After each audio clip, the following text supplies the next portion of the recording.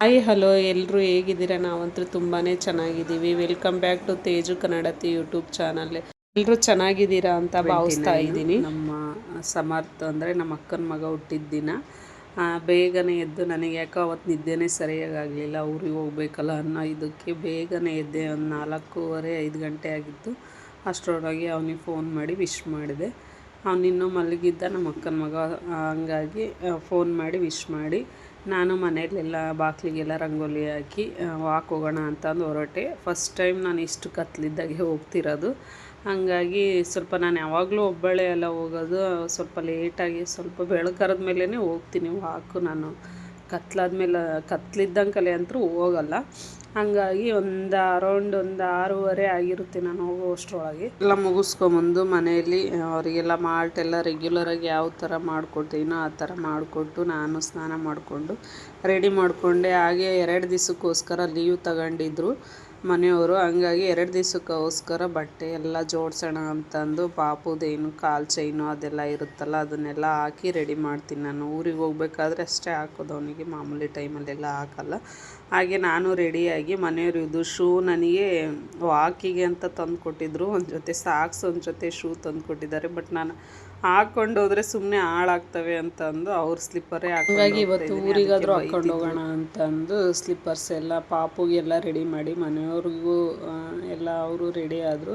ಒಂದು 10 ನಿಮಿಷ ನನಗೂ ರೆಡಿ ಆಗೋಕ್ಕೆ ಟೈಮ್ ಕೊಡ್ರಿ ಅಂತ ಅಂದೆ. ಹಂಗಾಗಿ ಅವರು ಪಾಪು ಕರ್ಕೊಂಡು ಹೊರಗೆ ಆಟ ಆಡಿಸ್ತಾ ಇದ್ದಾರೆ. ನಾನು ಎಲ್ಲ ಶೂಸು ಮತ್ತು ಬ್ಯಾಗು ಅದೆಲ್ಲ ರೆಡಿ ಮಾಡಿಕೊಂಡು ಬಟ್ಟೆ 2 ದಿವಸಕ್ಕಾಗುವಷ್ಟು ಬಟ್ಟೆ ಎಲ್ಲ ತೊಗೋಬೇಕಲ್ಲ ಪಾಪುಗೆ, ಅದೆಲ್ಲ ತೊಗೊಂಡು ಹಾಗೆ ದೇವಸ್ಥಾನಕ್ಕೆ ಹೋಗೋ ದಾರಿಯಲ್ಲಿ ದೇವಸ್ಥಾನಕ್ಕೆ ಹೋಗೋಣ ಅಂತ ಹೇಳಿದ್ದೆ. ಕುರ್ಕಿ ಸಾಯಿಬಾಬಾ ಟೆಂಪಲ್, ಇದನ್ನ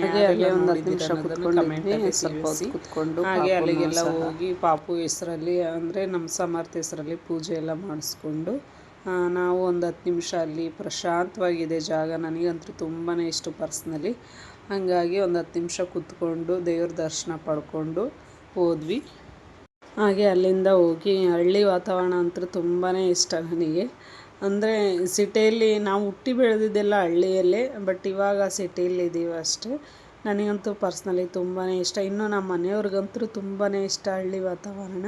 ಎಲ್ಲಾದರೂ ವೀಕಪ್ ಸಿಕ್ತಾ ಅಂದರೆ ನಮ್ಮ ಮನೆಯವ್ರಿಗೆ ಕೆಲಸದ ಕಡೆಯಿಂದ ನಾವು 2 ದಿನ ರಜೆ ತಗೊಂಡು ಆರಾಮಾಗಿ ಹೋಗಿ, ಹಳ್ಳಿ ಜೀವನ ಇಷ್ಟ ಅಲ್ಲ. ಹಂಗಾಗಿ ಅಕ್ಕರೂರಲ್ಲಿ ಅಥವಾ ಅಮ್ಮರೂರಲ್ಲಿ ಇದ್ದು 1-2 ದಿವಸ ಸ್ಟೇ ಆಗಿ ಅಲ್ಲೇ ಮಾರ್ನಿಂಗು ನಾವು ಡ್ಯೂಟಿಗೆ ಹೋಗೋ ಅಷ್ಟರೊಳಗೆ 10 ಗಂಟೆ ಒಳಗೆ ನಮ್ಮ ಮನೆಯವರು ಡ್ಯೂಟಿಗೆ ಹೋಗ್ತಾರಲ್ಲ ಅಷ್ಟರೊಳಗೆ ಬರ್ತೀವಿ. ಫಸ್ಟು ಮೆದಿಕೇರಿಗೆ ಅಂದರೆ ನಮ್ಮ ಅಕ್ಕರ ಊರಿಗೆ ಹೋಗ್ತಾಯಿದ್ದೀವಿ. ಇದು ತಣಿಗೆರೆ ಅಂತ.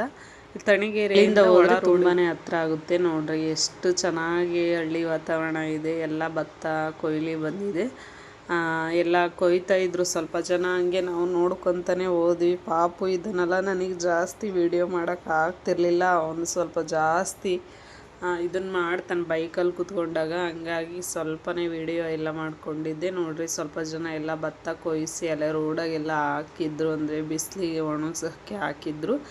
ಅದೆಲ್ಲ ನಾವು ನೋಡಿಕೊಂಡು ಮಾತಾಡ್ಕೊತ ಹೋದ್ವಿ ನಮ್ಮ ಮನೆಯವರು ನಾನು. ಅದೇ ನಮ್ಮ ಪುಣ್ಯಕ್ಕೆ ಒಂದು 11 ಗಂಟೆ ಹಂಗೆ ಜಾಸ್ತಿ ಏನು ಬಿಸಿಲಿರಲಿಲ್ಲ. ಸ್ವಲ್ಪ ಚೆನ್ನಾಗಿ ವೆದರ್ ಸ್ವಲ್ಪ ಕೂಲ್ ಇತ್ತು.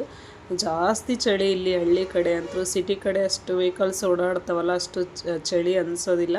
ಬಟ್ ಇಲ್ಲಿ ಹಳ್ಳಿ ಕಡೆ ಅಂತೂ ತುಂಬಾ ನೋಡ್ತಾನೆ ಅಕ್ಕರ ಮನೇನೂ ಬಂತು.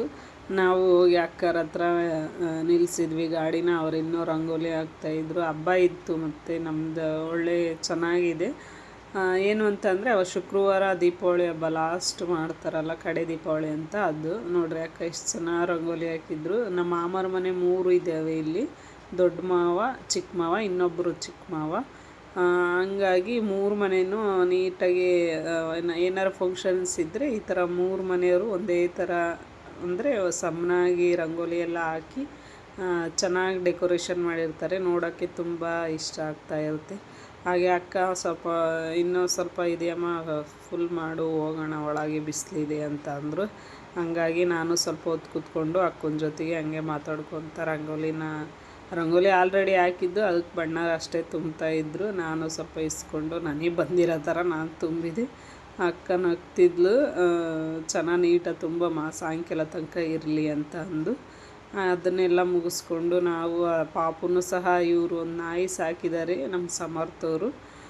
ಅವರು ನಾಯಿ ಸಾಕಿದ್ದಾರೆ. ನಾವು ಹೋದ ತಕ್ಷಣ ನಮ್ಮ ಹತ್ರ ಬಂತು. ಅದಕ್ಕೆ ಸಮರ್ಥ ಇಲ್ಲಪ್ಪ ಅಂತ ಕೇಳ್ತಾ ಇದ್ದೆ. ಅದು ನಮ್ಮನ್ನೇ ನೋಡೋ ಥರ ಮಾಡ್ತಾಯಿತ್ತು. ಅಲ್ಲೆಲ್ಲ ಮುಗಿಸ್ಕೊಂಡು ಒಳಗೆ ಬಂದ್ವಿ. ಪಾಪುಗೆ ಅಂದರೆ ನಮ್ಮ ಸಮರ್ಥಗೆ ಬಟ್ಟೆ ತಗೊಂಡೋಗಿದ್ವಿ.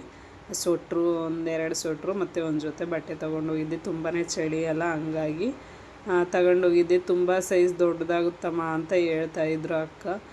ಸ್ವಲ್ಪ ಬೆಳೆಯೋ ಮಕ್ಕಳಿಗೆ ದೊಡ್ಡದಾಗೆ ಇರಬೇಕು ಬಟ್ಟೆ ಅಂತ ಅಂದೆ. ಅದಕ್ಕೆ ಅದನ್ನೇ ನೋಡ್ತಾಯಿದ್ರು, ಚೆನ್ನಾಗಿದೆ ಬಟ್ಟೆ ಅಂತ ಹೇಳ್ತಾಯಿದ್ರು. ಹಾಗೆ ನಮ್ಮ ಮನೆಯವ್ರಂತೂ ಕರೆಕ್ಟ್ ಸೈಜ್ ಇರಬೇಕು. ನಮ್ಮ ಚಾರುಗೆ ತರೋದು ಅಷ್ಟೇ, ಅವ್ರು ತಗೊಳ್ಳೋದು ಅಷ್ಟೇ. ಕರೆಕ್ಟ್ ಸೈಜು ಅಂದರೆ ಅವಾಗೀಗ ಅಷ್ಟೇ, ಅವತ್ತಿನ ದಿನಕ್ಕಷ್ಟೇ ದಿನಕ್ಕಷ್ಟೇ ಅದು ಚೆನ್ನಾಗಿ ಕಾಣಿಸ್ಬೇಕು. ಮತ್ತು ನೆಕ್ಸ್ಟ್ ಡೇಗೆ ಅದು ಆದರೂ ಪರವಾಗಿಲ್ಲ, ಆಗ್ದಂಗಿದ್ರೂ ಪರವಾಗಿಲ್ಲ. ಆ ಥರ ನಮ್ಮ ಮನೆಯವರು ಬಟ್ಟೆ ಸೆಲೆಕ್ಷನ್ ಮಾಡೋದು. ಬಟ್ ನಾನು ಆ ಥರ ಅಲ್ಲ, ಸ್ವಲ್ಪ ಇರಲಿ, ಇನ್ನೂ ಜಾಸ್ತಿನೇ ಇರಲಿ, ಅವತ್ತಿಗೆ ಆಗೋದಷ್ಟು ನೋಡಬಾರ್ದು. ಮುಂದೆ ಇಟ್ಟರೆ ಸ್ವಲ್ಪ ಲೂಸ್ ಇದ್ದರೆ ಹಾಕ್ಕೊಳ್ಳೋಕ್ಕೂ ಬರುತ್ತೆ. ಮತ್ತು ಸ್ವಲ್ಪ ಟೈಟ್ ಮಾಡಿಸ್ಕೊಂಡು ಹಾಕ್ಸ್ಕೊಬೋದು. ಸುಮ್ಮನೆ ಟೈಟ್ ತೊಗೊಂಡ್ರೆ ಬಟ್ಟೆನ ಅದು ಮತ್ತೆ ಯೂಸ್ ಆಗೋಲ್ಲ ನೆಕ್ಸ್ಟಿಗೆ ಅಂತ ನಾನು ಯೋಚನೆ ಮಾಡ್ತೀನಿ. ಬಟ್ ಅವ್ರು ಹಂಗೆ ಬಟ್ಟೆ ಯಾವಾಗಲೂ ನಾವು ಸ್ವಲ್ಪ ಫ್ರೀ ಸೈಜ್ ತಗೊತೀನಿ. ನಮ್ಮ ಮನೆಯವ್ರು ಮಾತ್ರ ಯಾವಾಗಲೂ ಫಿಟ್ ಸೈಜೇ ತಗೊಳ್ಳೋದು, ಇರಲಿ ಅಂತ ಅಂದು ಸುಮ್ಮನಾಗ್ತೀನಿ. ಹಾಗೆ ಇದೊಂದು ಸ್ವೆಟ್ರು ಅವನಿಗೆ 32 ಸೈಜು, ನಮ್ಮ ಸಮರ್ಥಿಗೆ ಒಂದು ಬ್ಲ್ಯಾಕ್ ಕಲರು ಮತ್ತೊಂದು ಸ್ಕೈ ಬ್ಲೂ ಕಲರ್ ತೊಗೊಂಬಂದಿದ್ರು. ನಮ್ಮ ಮನೆಯವರು ತೊಗೊಂಬಂದಿದ್ದಾರೆ, ನಾನಂತೂ ಹೋಗಿರಲಿಲ್ಲ ಏನು ಶಾಪಿಂಗ್ ಮಾಡೋಕ್ಕೆ. ಅವರೇ ಸೈಜ್ ಎಲ್ಲ ನೋಡಿಕೊಂಡು ತೊಗೊಂಬಂದಿದ್ದಾರೆ. ನಮ್ಮ ಅಕ್ಕನೂ ತುಂಬ ಚೆನ್ನಾಗಿದ್ದಾವಮ್ಮ ಅಂತ ಹೇಳ್ತಾಯಿದ್ರು, ಕ್ವಾಲಿಟಿನೂ ಚೆನ್ನಾಗಿದ್ದಾವಮ್ಮ ಅಂತ. ಹಾಗೆ ಅದನ್ನೆಲ್ಲ ನೋಡ್ಕೊತ ನಾನು ಕೂತ್ಕೊಂಡಿದ್ದೆ. ಆಮೇಲೆ ನಮ್ಮ ಚಾರುನು ಸ್ವಲ್ಪ ಆಟ ಆಡ್ತಾಯಿದ್ದ. ಅವನ್ನ ಮಲಗಿಸೋಣ ಅಂತ ಅಂದು ಇದನ್ನು ಮಾಡ್ತಿದ್ದೆ. ನೋಡಿರಿ ಎಷ್ಟು ನಾವೇನು ಮಾಡ್ತೀವೋ ಅದು ನಾನು ಅಂತ ಬರ್ತಾನೆ. ನಾನು ಮಾಡ್ತೀನಿ ಮಮ್ಮಿ ಅಂತ ಅಂದು. ಅದಕ್ಕೆ ನಮ್ಮ ಅಕ್ಕ ನಗ್ತಾ ಇದ್ಲು, ಎಷ್ಟು ಇದನ್ನು ಮಾಡ್ತಾನಮ್ಮ ಅವನು ಅಂತಂದು. ಅಷ್ಟರೊಳಗೆ ಕರೆಂಟು ಸಹ ಹೋಯಿತು. ಪಾಪನ್ನ ಸ್ವಲ್ಪ ಹೊತ್ತು ಮಲಗಿಸೋಣ ಅಂತಂದು ಹಾಗೆ ಸ್ವಲ್ಪ ಹೊತ್ತು ಆಟ ಆಡಿಸ್ತಾ ಇದ್ಲು ನಮ್ಮ ಅಕ್ಕ. ಇವಾಗ ಬಂದಿದ್ದ ಅಂತ ಅಡಿಯಮ್ಮ, ಅವನು ಇನ್ನು ಸ್ವಲ್ಪ ಹೊತ್ತು ಆಟ ಆಡಲಿ ಅಂತಂದು ಕರ್ಕೊಂಡೋದ್ಲು. ಹಾಗೆ ಅವನು ಮತ್ತೆ ಬಂದು ಅವ್ರ ಅಪ್ಪಾಜಿಗೆ ತಲೆ ತಿನ್ಕೊಂತ ಕೂತ್ಕೊಂಡಿದ್ದ. ಆಮೇಲೆ ಇದು ಸ್ವಲ್ಪ ಹೊತ್ತು ಸಾಂಗ್ ಹಾಕಿದ್ರು, ಡ್ಯಾನ್ಸ್ ಮಾಡಲಿ ಅಂತ ಅಂದು. ಮಮ್ಮಿ ಸಾಂಗ್ ಹಾಕು ಚಿನ್ನಮ್ಮ ಸಾಂಗು ಅಂತ ಇಷ್ಟಪಡ್ತಾನೆ ಅವನು. ಚಿನ್ನಮ್ಮ ಅದು ದುನಿಯಾ ವಿಜಯ್ ಸಾಂಗ್ ಐತಲ್ಲ, ಅದನ್ನು ಇಷ್ಟಪಡ್ತಾನೆ. ಅದನ್ನೇ ಜಾಸ್ತಿ ಯಾವಾಗಲೂ ಹಾಕೋದು. ನಾವು ಮಾತಾಡ್ಕೊತ ಕೂತ್ಕೊಂಡ್ವಿ. ಟೈಮ್ ಹೆಂಗೆ ಹೋಯ್ತು ಅನ್ನೋದೇ ಗೊತ್ತಾಗಲಿಲ್ಲ. ಹಂಗಾಗಿ ಸ್ವಲ್ಪ ಊಟಕ್ಕೆ ಮಧ್ಯಾಹ್ನ ಮಾಡೋಣ ಅಂತಂದು ಅಕ್ಕ ಸೊಪ್ಪು ಸಾಂಬಾರು ಮಾಡಿ ಅನ್ನ ಮಾಡಿದರು. ನಾನು ಅದಕ್ಕೆ ಸ್ನ್ಯಾಕ್ಸ್ ಆಗಿ ಸ್ವಲ್ಪ ಬೋಟಿ ಇತ್ತು, ಮನೆಯವ್ರಿಗೆ ಮತ್ತು ಪಾಪುಗೆ ಹಾಕ್ಕೊಟ್ಟೆ. ಮನೆಯವ್ರು ಊಟ ಮಾಡಿದರು, ಪಾಪುಗೆ ಊಟ ಮಾಡಿಸಿ ಸ್ವಲ್ಪ ಹೊತ್ತು ಮಲಗಿಸಿದೆ. ಅಷ್ಟರೊಳಗೆ ನಾನು ಪಕ್ಕದ ಮನೆ ಇನ್ನೊಬ್ಬರು ಮಾವರ ಮನೆಗೆ ಹೋಗಿ ಅವರಿಗೂ ಸಹ ಮಾತಾಡಿಸ್ಕೊಂಡು ಬಂದೆ. ಅಂದರೆ ಅಲ್ಲಿ ಯಾರು ಮಾಡೋರು ಇರಲಿಲ್ಲ, ನಮ್ಮ ಅಕ್ಕ ಮಾಡ್ತಾಯಿದ್ರು ಒಬ್ಬರೇ. ದೀಪಾವಳಿ ಅಂದರೆ ಅಲ್ಲಿ ವೆರಿ ಸ್ಪೆಷಲ್ ಹಬ್ಬ ಅಂತಲೇ ಹೇಳ್ಬೋದು. ಹಂಗಾಗಿ ಲಕ್ಷ್ಮೀ ಪೂಜೆ ಎಲ್ಲ ಮಾಡ್ತಾಯಿದ್ರು ಅಕ್ಕವರು. ಹಂಗಾಗಿ ನಾನು ಹೋಗಿ ಲಕ್ಷ್ಮೀ ಪೂಜೆ ಎಲ್ಲ ಅಂದರೆ ಲಕ್ಷ್ಮಿ ಕೂರ್ಸೋಕ್ಕೆ ಸೀರೆ ಎಲ್ಲ ಉಡಿಸಿ ಏನೇನು ಕೆಲಸ ಇರುತ್ತೋ ಸಣ್ಣದಾಗಿ ಅದೆಲ್ಲ ಎಲ್ಪ್ ಮಾಡಿಕೊಟ್ಟೆ. ಸಂಜೆ ಮೇಲೆ ಪಾಪು ಬರ್ತಡೇ ಅಂದರೆ ನಮ್ಮ ಸಮರ್ಥನ ಬರ್ತಡೇ ಆಚರಿಸೋಣ ಅಂತ ಅಂದು ಎಲ್ಲ ಡೆಕೋರೇಷನ್ ಎಲ್ಲ ಮಾಡ್ತಾಯಿದ್ರು ಮನೆಯವರು. ಇಲ್ಲಿ ನೋಡ್ರಿ ಇವನೆಷ್ಟು ಕೇಕೆಲ್ಲ ಅವನು ಬಿಚ್ಚಬೇಕು ಅಂತ ಇದನ್ನು ಮಾಡ್ತಿದ್ದಾನೆ. ಅಷ್ಟರೊಳಗೆ ನಮ್ಮ ಅಕ್ಕ ಮತ್ತೆ ತಗೊಂಡು ಮೇಲೆ ಎತ್ತಿಟ್ರು. ಇನ್ನೂ ಸ್ವಲ್ಪ ಲೇಟ್ ಆಗುತ್ತಮ್ಮ, ಅಲ್ಲಿ ಲಕ್ಷ್ಮೀ ಪೂಜೆ ಮಾಡ್ತಿದ್ದಾರೆ, ಉಡಿ ತುಂಬಿಸ್ತಿದ್ದಾರೆ ಪಕ್ಕದ ಮನೆಯಲ್ಲಿ. ಅದನ್ನು ಮುಗಿಸ್ಕೊಂಡು ಹೋಗೋಣ ಅಂತ ಅಂದರು. ಸ್ವಲ್ಪ ಮೇಲೆ ಎತ್ತಿಡು ಕೇಕ್ ಅಂತ ಅಂದೆ. ಹಂಗಾಗಿ ಅಕ್ಕ ಮೇಲಿಡ್ತಿದ್ದಾಳೆ. ಈ ಕಡೆ ಮನೆಯವರು ನಮ್ಮ ಸಮರ್ಥಿಗೆ ರೆಡಿ ಮಾಡಿಸೋಕ್ಕೆ ಬಟ್ಟೆ ಎಲ್ಲ ಜೋಡಿಸ್ಕೊಡ್ತಾಯಿದ್ರು. ಬಾರಪ್ಪ ಹಾಕ್ತೀನಿ ಅಂತಂದು ಕರೆಸಿ ಅವರೇ ಹಾಕ್ತಿದ್ದಾರೆ. ಅದ್ರ ಮೇಲೆ ಎಲ್ಲ ಲೇಬಲ್ ಇರುತ್ತಲ್ಲ ಅದನ್ನೆಲ್ಲ ಕಿತ್ತು ನಮ್ಮ ಸಮರ್ಥ ಕೊಡ್ತಿದ್ದಾರೆ, ಹಾಕ್ಕೊಳಪ್ಪಜ್ಜಿ ಅಂತಂದು ಹಾಕ್ಕೊತಿದ್ದಾನೆ. ಅವನು ತುಂಬಾ ಇಷ್ಟ ನಮಗೆ. ಅಂದರೆ ಮುಂಚೆ ನನ್ನ ಹತ್ರನೇ ಇದ್ದ. ನಾನು ಮದುವೆಯಾಗಿ 1 ವರ್ಷ ಅವನ್ನ ಅಲ್ಲೇ ಬಿಟ್ಟಿದ್ದೆ. ಮದುವೆಗಿಂತ ಮುಂಚೆ 2 ವರ್ಷ ನನ್ನ ಜೊತೆ ನಾನು ಸ್ಕೂಲಲ್ಲಿ ವರ್ಕ್ ಮಾಡಬೇಕಾದ್ರೆ ನನ್ನ ಜೊತೆಗೆ ಅವನ್ನ LKG UKGಗೆ ಸೇರಿಸ್ಕೊಂಡು ಇಲ್ಲೇ ದಾವಣಗೆರೆಯಲ್ಲೇ ಓದಿಸಿದ್ದು. ಬಟ್ ಈಗ ರೀಸೆಂಟಾಗಿ ಅವ್ರ ಪಪ್ಪ ತೀರ್ಕೊಂಡಿರೋದ್ರಿಂದ ನಾನು ಅಲ್ಲಿ ಬಿಟ್ಟಿದ್ದೀನಿ ಅಷ್ಟೇ. ಇವಾಗಲೂ ನನಗೆ ತುಂಬ ಇಷ್ಟ ಅವ್ನು ಕರ್ಕೊಂಬಂದು ಇಲ್ಲಿ ಇಟ್ಕೊಳ್ಳೋಕ್ಕೆ. ಬಟ್ ಅಲ್ಲಿ ಅವ್ರ ಅಮ್ಮ ಒಬ್ಬರೇ ಆಗ್ತಾರೆ. ಕೆಲವೊಂದೊಂದು ಸರಿ ಭಾವನೆಗಳು ತುಂಬಾ ಚೇಂಜ್ ಆಗ್ತಿರ್ತವೆ. ಹಂಗಾಗಿ ಮಾವ ಈಗ 2 ವರ್ಷ ತುಂಬಿ 3ನೇ ವರ್ಷದಲ್ಲಿ ಹಿಡಿತಾ ಇದೆ ಅವ್ರು ತೀರ್ಕೊಂಡು. ಅವರು ಒಂದು ಸರಿ ಪ್ರತಿ ಬರ್ತಡೇ ಮಾಡಬೇಕಾದ್ರೂ ತುಂಬಾ ಇಂಟ್ರೆಸ್ಟ್ ಕೊಡ್ತಾಯಿದ್ರು. ಅವರು ಅಷ್ಟು ಪಾಸಿಟಿವ್, ಎಲ್ಲೂ ಯಾರ ಹತ್ರನೂ ಇರ್ತಿರ್ಲಿಲ್ಲ. ಒಂದು ಅಕ್ಕ ತಂಗಿಯರೇ ಆಗಲಿ, ಒಂದು ಅಣ್ಣ ತಮ್ಮರೇ ಆಗಲಿ, ಒಂದು ತಂದೆ ತಾಯಿಗೆ ಆಗಲಿ, ಅವ್ರು ಎಷ್ಟು ಕೊಡಬೇಕು ಬೆಲೆನ ಅಷ್ಟು ಕೊಟ್ಟು ನಮ್ಮ ಮಾವ ಎಲ್ಲ ಥರ ಸಂಬಂಧಕ್ಕೂ ಬೆಲೆ ಕೊಡ್ತಾಯಿದ್ರು. ನನಗಂತೂ ಆ ದಿನ ನಮಗೆ ಮರೆಯೋಕ್ಕೆ ಆಗಲ್ಲ. ನಮ್ಮ ಮಾವ ಇಲ್ಲದ ದಿನನ ತುಂಬಾ ಮನಸ್ಸಿಗೆ ಬೇಜಾರಾಗುತ್ತೆ. ಬಟ್ ನಮ್ಮ ಅಕ್ಕನ ಜಾಗದಲ್ಲಿ ನಿಂತ್ಕೊಂಡು ಯೋಚನೆ ಮಾಡಿದರೆ ನನಗಂತೂ ಮನಸ್ಸು ತುಂಬಾ ಕಲ್ಲಾಗಿಬಿಡುತ್ತೆ. ಅಷ್ಟು ದೇವರು ಎಷ್ಟು ಕ್ರೂರಿತನದಿಂದ ನಮ್ಮ ಮಾವನ್ನ ಕರ್ಕೊಂಡ್ಬಿಟ್ಟಿದ್ದಾರೆ. ದೇವರಣೆ ಮಕ್ಕಳು ನೋಡಿದರೆ ತುಂಬಾ ನನಗೆ ಹೊಟ್ಟೆಲ್ಲ ಉರಿಯುತ್ತೆ. ನಮ್ಮ ಸಮರ್ಥ ಮಮತನ ನೋಡಿದರೆ ಅಪ್ಪ, ನಾನು ಈ ವಿಡಿಯೋ ಮಾಡಬೇಕಾದ್ರೂ ಪ್ರತಿ ಸರಿನೂ ನಾನು ನಮ್ಮ ಅಮ್ಮ ಫೋಟೋ ನೋಡ್ತೀನಿ. ಪ್ರತಿ ಸರಿ ನನ್ನ ಕಣ್ಣಲ್ಲಿ ನೀರು ನನಗೇ ಗೊತ್ತಿಲ್ದಂಗೆ ನನ್ನ ಕಣ್ಣಲ್ಲಿ ನೀರು ಬರ್ತಾನೇ ಇರ್ತವೆ. ಅದು ಯಾಕೆ ದೇವರು ಆ ಥರ ಮಾಡಿದ್ನೋ ಏನೋ ಗೊತ್ತಿಲ್ಲ. ತುಂಬಾ ನನಗಂತೂ ನಮ್ಮ ಅಮ್ಮನ ನೆನೆಸ್ಕೊಂಡ್ರೆ ಇನ್ನೂ ನಾವು ಅವ್ರ ನೆರಳಲ್ಲೇ ನಾವು ಬದುಕ್ತಾ ಇದ್ದೀವಿ. ನಮ್ಮ ಮಾಮ ನಮ್ಮ ಜೊತೆ ಇಲ್ಲ ಅಂತ ನಾವು ಯಾವತ್ತೂ ಅಂದ್ಕೊಂಡಿಲ್ಲ. ನಮ್ಮ ಜೊತೆಯಲ್ಲೇ ಇದ್ದಾರೆ. ನನ್ನ ಅವರು ತೀರ್ಕೊಂಡು 1 ತಿಂಗಳಿಗೆ ನನ್ನ ಪ್ರೆಗ್ನೆನ್ಸಿನೂ ನನಗೆ ಕನ್ಫರ್ಮ್ ಆಗಿದ್ದು. ಅವರೇ ನನ್ನ ಹೊಟ್ಟೆಯಲ್ಲಿ ಹುಟ್ಟಿ ಬಂದಿದ್ದಾರೆ ಅಂತ ತಿಳ್ಕೊಂಡಿದ್ದೀನಿ ನಾನು ಇದುವರೆಗೂ ಆಗಲಿ. ಅಷ್ಟೇ ನಮ್ಮ ಚಾರ್ವಿಕ್ನಲ್ಲಿ ನಾನು ನಮ್ಮ ಮಾಮನ ಕಾಣ್ತಾ ಇದ್ದೀನಿ. ನಮ್ಮ ಅಕ್ಕರು ಅಷ್ಟೇ, ನಮ್ಮ ಅಮ್ಮರು ಅಷ್ಟೇ. ತುಂಬಾ ನಮ್ಮ ಮಾಮ ಅಂತ ಅಂದರೆ ಅದು ಬೆಟ್ಟದಷ್ಟು ನಮಗೆ ಆಸೆ ಕೊಡ್ತಾಯಿತ್ತು, ಪ್ರೀತಿ ಕೊಡ್ತಾಯಿತ್ತು. ನಾವು ಹೋಗೋ ಪ್ರತಿದಿನ ಪ್ರತಿ ಕ್ಷಣ ನಮ್ಮ ಮಾಮನ ನೆನೆಸ್ಕೊತೀನಿ. ನಾನು ಅಲ್ಲಿಗೆ ಹೋದರೆ ನನ್ನ ತುಂಬಾ ಅಳು ಬರುತ್ತಿರುತ್ತೆ. ಬಟ್ ನಮ್ಮ ಅಕ್ಕನಿದ್ರೆ ತೋರಿಸ್ಕೊಳ್ಳಲ್ಲ ಅಷ್ಟೇ. ನಾನು ಇವರು ಒಳ್ಳೆಯವರನ್ನೇ ಬೇಗ ಕರ್ಕೊತಾನೆ ಅಂತ ಹೇಳ್ತಾರಲ್ಲ, ಅದಂತೂ ನನ್ನ ಮಾವ ಮತ್ತು ಪುನೀತ್ ರಾಜ್ಕುಮಾರ್ ವಿಷಯದಲ್ಲಿ ತುಂಬಾ 100% ನಿಜ ಅಂತ ಹೇಳ್ತೀನಿ. ತುಂಬಾ ಅಪ್ಪ, ನನಗಂತೂ ನಮ್ಮ ಅಕ್ಕನ ಮುಖ ನೋಡೋಕ್ಕಾಗಲ್ಲ. ಅಷ್ಟು ಫೀಲಿಂಗ್ಸು, ಅಷ್ಟು ಇದು ಎಮೋಷನ್ಸ್ ತುಂಬಿಕೊಂಡು ಅದು ಹೆಂಗೆ ಒಂಟಿ ಜೀವನ ಮಾಡ್ತಾರೋ ಗೊತ್ತಿಲ್ಲ. ಆ ದೇವರು ನಮ್ಮ ಅಕ್ಕನ ಮಕ್ಕಳಿಗಾದರೂ ದೇವರು ಒಳ್ಳೆ ದಾರಿ ಕೊಡಲಿ ಅಂತ ಅಂದು ನಾನು ಕೇಳ್ಕೊತೀನಿ. ಪ್ರತಿದಿನ ಪ್ರತಿ ಕ್ಷಣ ಪ್ರತಿ ರಾತ್ರಿನೂ ನಾನು ಅವ್ರ ಬಗ್ಗೆ ಯೋಚನೆ ಮಾಡ್ಕೊತಾನೆ ಇರ್ತೀನಿ. ಅಷ್ಟು ನನಗೆ ನಮ್ಮ ಮಾಮ ನನಗೆ ತಂದೆ ಸ್ಥಾನ ಕೊಟ್ಟಿದ್ದರು. ಇದುವರೆಗೂ ನನ್ನ ಮದುವೆಯಲ್ಲೇ ಆಗಲಿ ನಿಂತ್ಕೊಂಡು ತುಂಬಾ ಚೆನ್ನಾಗಿ ದಾರಿ ಏರ್ಕೊಟ್ಟಿದ್ರು. ನಮ್ಮ ಅಪ್ಪಾಜಿ ತೀರ್ಕೊಂಡಿತ್ತು 1 ವರ್ಷದೊಳಗೆ ಮದುವೆ ಮಾಡಬೇಕು ಅಂತಿದ್ರಲ್ಲ, ಹಂಗಾಗಿ ನಮ್ಮ ಮಾಮೂನೇ ನನ್ನ ಧಾರೆ ಶಾಸ್ತ್ರ ಎಲ್ಲ ಮಾಡಿಕೊಟ್ಟಿತ್ತು. ಅವೆಲ್ಲ ನೆನೆಸ್ಕೊಂಡ್ರೆ ಕರುಳು ಕಿತ್ತು ಬರುತ್ತೆ ನನಗೆ. ಪ್ರತಿ ಸರಿ ಯಾವಾಗಾದರೂ ಇಲ್ಲಿ ಬಂದರೆ ಮನೆಗೆ ಬಂದು ಮಾತಾಡಿಸ್ಕೊಂಡು ನಮ್ಮ ಮನೆಯವ್ರ ಹತ್ರನೂ ಅಷ್ಟೇ ಕ್ಲೋಸು. ದೇವರು ಯಾಕಿಂತ ನಮಗೆ ಶಿಕ್ಷೆ ಕೊಡ್ತೋ ಗೊತ್ತಿಲ್ಲ. ನಮ್ಮ ಮಾಮನ್ನ ಇನ್ಯಾವತ್ತೂ ನಾವು ಆ ಥರ ವ್ಯಕ್ತಿ ನೋಡೋಕ್ಕಾಗಲ್ಲ ಅಂತ ಅಂದು ನಾನು ತುಂಬ ನೋವಿದೆ ನನ್ನ ಮನಸ್ಸಲ್ಲಿ. ಬಟ್ ಅದನ್ನು ನಾನು ನಮ್ಮ ಅಕ್ಕನಿದ್ರೆ ತೋರಿಸ್ಕೊಳ್ಳಲ್ಲ. ನೋಡ್ರಿ, ಮಗುಗೆ ತಲೆ ಎಲ್ಲ ಬಾಚಿ ರೆಡಿ ಮಾಡ್ತಾ ಇದ್ದಾಳೆ. ಅಷ್ಟರೊಳಗೆ ಕೇಕೆಲ್ಲ ನಾವು ಇನ್ನೂ ತಂದಿಟ್ಟಿರಲಿಲ್ಲ. ಇವನು ಎಲ್ಲ ಮತ್ತೆ ಸುಮ್ಮನೆ ಹಾಳು ಮಾಡ್ತಾನೆ ಚಾರ್ವಿಕ್ ಅಂತ ಅಂದು. ಆಮೇಲೆ ನಮ್ಮ ಮನೆಯವರು ಸ್ವಲ್ಪ ಹೊತ್ತು ಹಾಡು ಹಾಕ್ತಾಯಿದ್ರು. ಆ ಕಡೆ ಇನ್ನೂ ಲಕ್ಷ್ಮೀ ಪೂಜೆ ಮಾಡ್ತಿದ್ದಾರಮ್ಮ, ಎಲ್ಲ ಉಡಿ ತುಂಬ್ತಿದ್ದಾರೆ ಅಂತ ಹೇಳ್ಬಿಟ್ಟು ಅವರು ಹಾಡು ಹಾಕ್ತಾಯಿದ್ರು. ಹಾಗೆ ಇನ್ನು ಟೈಮ್ ಇದೆ, ಇನ್ನೂ 7:30 ಅಂತಂದು ನಮ್ಮ ಮನೆಯವ್ರು ಪಾಪು ಹತ್ರ ಆಟ ಆಡ್ತಾಯಿದ್ರು. ಹಾಗೆ ನಾನು ಸ್ವಲ್ಪ ಹೂವು ಇದ್ವಲ್ಲ, ಹಾಗೆ ಡೆಕೋರೇಷನ್ ಮಾಡೋಣ ಅಂತಂದು ಸ್ವಲ್ಪ ಹಾಗೆ ಟೇಬಲ್ನ ಡೆಕೋರೇಟ್ ಮಾಡ್ತಾಯಿದ್ದೆ. ಮಧ್ಯಾಹ್ನನೇ ಹೋಗಿ ಕೇಕು ಮತ್ತು ಪಟಾಕಿ ಎಲ್ಲ ತೊಗೊಂಬಂದಿದ್ರು. ಅವನು ಸಮರ್ಥ ಹೊರಗಡೆ ಪಟಾಕಿ ಹೊಡಿತಿದ್ದ. ಇವನು ಚಾರ್ವಿಕ್ ನಾನು ಹೋಗ್ತೀನಿ ಪಟಾಕಿ ಹೊಡಿತೀನಿ ಅಂತ ಹೇಳ್ತಾ ಇದ್ದ. ಬಟ್ ಪಟಾಕಿ ಹೊಡಿಬೇಕಾದ್ರೆ ತುಂಬಾ ಹುಷಾರಾಗಿ ನಾವು ಮೇಂಟೈನ್ ಮಾಡಬೇಕಾಗುತ್ತೆ. ಸ್ವಲ್ಪ ಯಾಮಾರಿದ್ರೂ ಜೀವಕ್ಕೆ ತುತ್ತು ಬರುತ್ತೆ. ಹಾಗಾಗಿ ನಾನು ಆದಷ್ಟು ಸ್ವಲ್ಪ ಕಡಿಮೆನೇ ಅವಾಯ್ಡ್ ಮಾಡ್ತೀನಿ ಪಟಾಕಿ ಹೊಡೆಯೋದು ಅದೆಲ್ಲ. ಹಾಗೆ ಮಾಮಾರ ಮನೆ ಪೂಜೆಗೂ ಕರೆದಿದ್ರು. ಅವ್ರ ಮನೆ ಪೂಜೆ ಎಲ್ಲ ಮುಗಿಸ್ಕೊಂಡು ನಾವು ಸ್ವಲ್ಪ ಹೊತ್ತು ಹೊರಗಡೆ ನಿಂತ್ಕೊಂಡಿದ್ವಿ, ಫೋಟೋಸ್ ಎಲ್ಲ ತಕ್ಕೊಳ್ಳೋಣ ಅಂತ ಅಂದು. ನೋಡಿರಿ, ನಾನು ಹೊಡಿತೀನಿ ಪಟಾಕಿನ ಅಂತ ಅಂದು ಅವನು ಅದನ್ನೇ ಅಳ್ತಾ ಇದ್ದ, ಕಾಟ ಮಾಡ್ತಾಯಿದ್ದ. ಅಷ್ಟರೊಳಗೆ ನಮ್ಮ ಸಮರ್ಥನು ಸ್ವಲ್ಪ ಪಟಾಕಿ ಹೊಡಿತಿದ್ದ. ಬಿಡು, ಬರ್ತಡೇ ದಿನ ಬೇಡ ಅನ್ನಬಾರ್ದಲ್ಲ ಅಂತಂದು ಸುಮ್ಮನಿದ್ದೆ. ಅವನು ಹೊಡಿತಾ ಇದ್ದ. ತುಂಬ ಜಾಸ್ತಿನೇ ಪಟಾಕಿ ತಂದಿದ್ರು, ಎಲ್ಲ ಖಾಲಿ ಮಾಡಿದ್ದ ನಮ್ಮ ಸಮರ್ಥನೇ.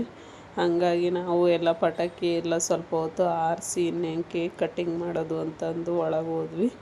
ಒಳಗೆ ಅಂತಂದರೆ ನಮ್ಮ ಮಾವರು ಉಡಿ ತುಂಬ್ತೀವಿ ಬರ್ರಿ ಅಂತಂದು ನಮ್ಮ ಅಕ್ಕ ಮಾವ ಕರೆದ್ರು. ಅಲ್ಲಿ ಎಲ್ಲ ಉಡಿ ತುಂಬಿಸ್ಕೊಂಡು ಲಕ್ಷ್ಮಿ ಎಲ್ಲ ಕೂರಿಸಿದ್ವಲ್ಲ, ಇನ್ನು ದೀಪ ಹೊಚ್ಚಿಟ್ಟಿರಲಿಲ್ಲ, 7 ಗಂಟೆ ಆಗಿತ್ತು. ಇನ್ನೇನು ಪೂಜೆ ಟೈಮಿಗೆ ದೀಪನೂ ಹೊರಗಡೆ ಎಲ್ಲ ಹೊಚ್ಚಿಡೋಣ ಅಂತ ಅಂದು ದೀಪನೂ ಸಹ ಹೊಚ್ಚಿಡೋಕ್ಕೆ ನಾನು ಮತ್ತು ನಮ್ಮ ಅಕ್ಕನ ಮಗಳು ಕೂತ್ಕೊಂಡಿದ್ವಿ. ದೀಪಕ್ಕೆಲ್ಲ ಮುಂಚೆನೇ ನಾನು ಒರೆಸಿ ಎಲ್ಲ ಎಣ್ಣೆ ಹಾಕಿದ್ದೆ, ಮಧ್ಯಾಹ್ನ ಸ್ವಲ್ಪ ಟೈಮ್ ಇತ್ತಲ್ಲ ಆವಾಗ, ಹಾಗಾಗಿ ದೀಪ ಎಲ್ಲ ಬತ್ತಿ ಹಾಕಿದ್ದೆ. ಈಗ ನಮ್ಮ ಅಕ್ಕನ ಮಗಳು ಎಣ್ಣೆ ಹಾಕಿ ಬಿಡ್ತಿದ್ದಾಳೆ. ಅಂದರೆ ನಮ್ಮ ಅಕ್ಕನ ಮಗಳು ಇವ್ರ ಮನೆಯಲ್ಲೇ ಜಾಸ್ತಿ ಇರೋದು. ನಮ್ಮ ಮಾವ, ದೊಡ್ಡ ಮಾವ ಮುಂಚೆಯಿಂದನೂ ಅವಳನ್ನ ಸಣ್ಣ ಪಾಪುಯಿಂದನೂ ಇವಾಗ ಹೆಂಗೆ ನಮ್ಮ ಚಾರ್ವಿ ಇದ್ದಾನೋ ಅದೇ ಥರದಿಂದನೂ ತುಂಬ ಆಸೆ ಮಾಡ್ತಾಯಿದ್ರು. ಮುಂಚೆಯಿಂದನೂ ಅವ್ರನ್ನ, ಅಂದರೆ ನಮ್ಮ ಮಮತನ್ನ ಅವ್ರ ಮನೆಯಲ್ಲೇ ಮಲಗಿಸ್ಕೊತಿದ್ರು ರಾತ್ರಿ ಎಲ್ಲ.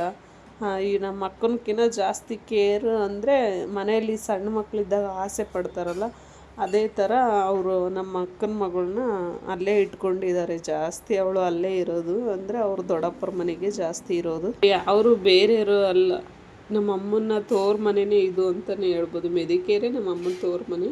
ನಮ್ಮ ಅಮ್ಮನ ತೋರ ಮನೆ ಅಂತ ಅಂದರೆ ನಮ್ಮ ಅಮ್ಮನ ತಮ್ಮನಿಗೇ ನಮ್ಮ ಅಕ್ಕನ ಕೊಟ್ಟಿರೋದು. ಆ ಥರ ಸಂಬಂಧ ಆಗಿರೋದಕ್ಕೆ ತುಂಬಾ ಹತ್ರ ನಮಗೆ. ನಮ್ಮ ಮಾಮ ತುಂಬಾ ನಾವು ಹತ್ರ, ನಮಗೆ ಚಿಕ್ಕ ಮಕ್ಕಳಿಂದನೂ ನಮಗೆ ಸ್ನಾನ ಮಾಡಿಸಿರೋದಾಗಲಿ, ನಮ್ಮ ಬಟ್ಟೆ ಹಾಕೋದೇ ಆಗಲಿ, ನಮ್ಮ ಮಾಮ ಅವಾಗಿನಿಂದನೂ ನಮ್ಮನ್ನು ಅದೇ ಥರ ಚಿಕ್ಕ ಮಕ್ಕಳ ಥರ ನಾನು ಸೊಸೆಯರು ಅಂತ ಅಂದು ನೋಡ್ಕೊಂಡು ಬಂದಿದ್ದೆ. ನೋಡಿರಿ ನಮ್ಮ ಮಾಮರ ಮನೆಯಲ್ಲಿ ಲಕ್ಷ್ಮೀ ಪೂಜೆನೂ ಎಲ್ಲ ಮುಗಿಸ್ಕೊಂಡ್ವಿ. ನಾವೇ ಸ್ವಲ್ಪ ರೆಡಿ ಮಾಡಿದ್ದು ಅಂತಲೇ ಹೇಳ್ಬೋದು ಮಧ್ಯಾಹ್ನದಿಂದ.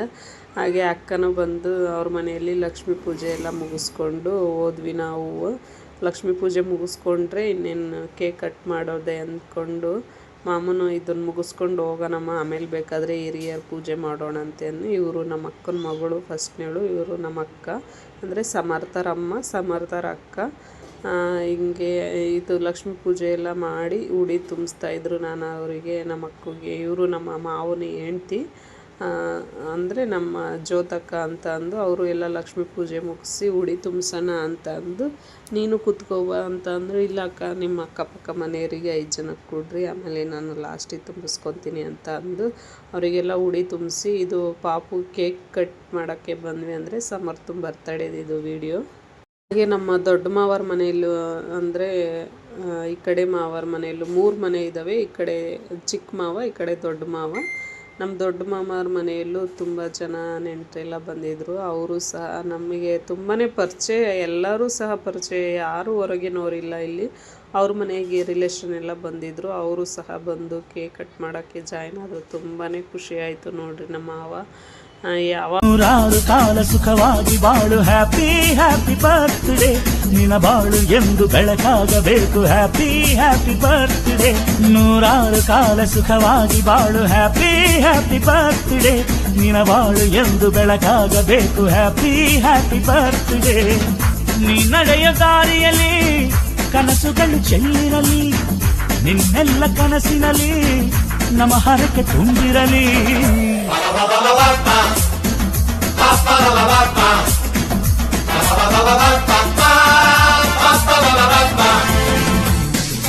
ನೂರಾರು ಕಾಲ ಸುಖವಾಗಿ ಬಾಳು, ಹ್ಯಾಪಿ ಹ್ಯಾಪಿ ಬರ್ತ್ಡೇ, ನಿನ್ನ ಬಾಳು ಎಂದು ಬೆಳಕಾಗಬೇಕು, ಹ್ಯಾಪಿ ಹ್ಯಾಪಿ ಬರ್ತ್ಡೇ.